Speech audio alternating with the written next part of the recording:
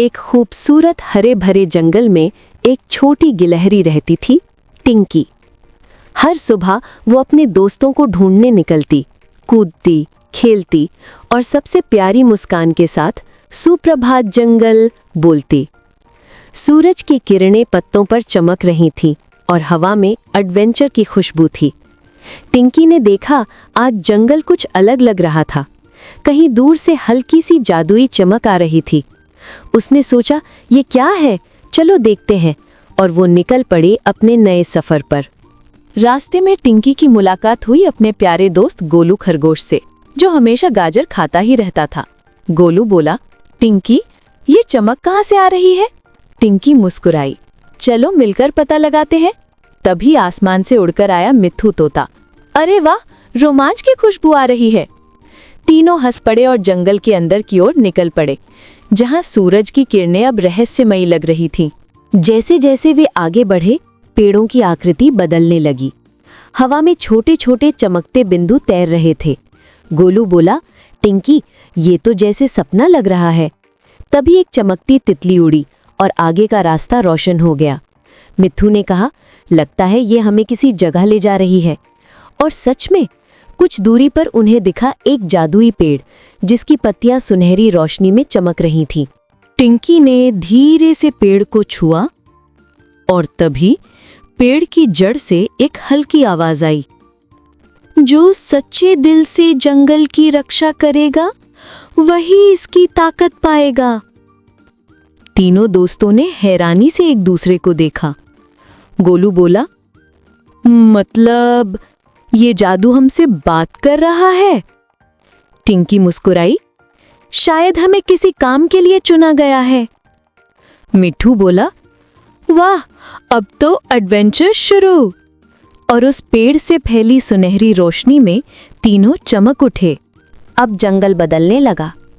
चारों तरफ पेड़ चमक रहे थे, फूल खिलने लगे और हवा में सुनहरी चमक फैल गई। गोलू की गाजर भी जादुई बन गई, वो चमकने लगी। मिट्ठू के पंख इंद्रधनुषी हो गए और टिंकी के पैरों के चारों ओर सुनहरी रोशनी घूमने लगी। वे सब खुशी से हंसने लगे।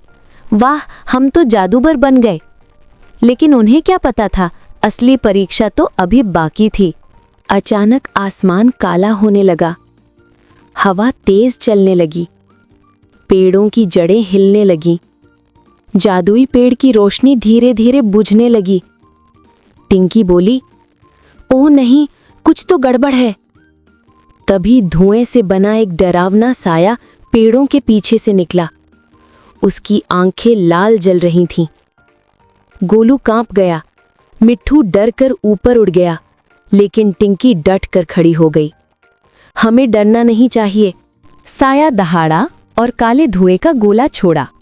टिंकी ने हाथ उठाया, उसके चारों तरफ सुनहरी ढाल बन गई। गोलू ने अपनी चमकती गाजर से रोशनी फेंकी और मिट्ठू ने ऊपर से इंद्रधनुषी चक्कर लगाए। टिंकी बोली, हम साथ हैं तो कोई हमें नहीं हरा सकता। उन्होंने अपनी ताकतें जोड़ दी।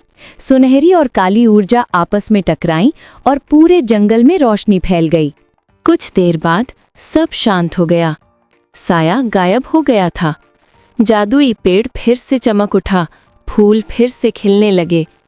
टिंकी ने मुस्कुराकर कहा, देखा, सच्ची दोस्ती किसी भी अंधेरे को हरा सकती है।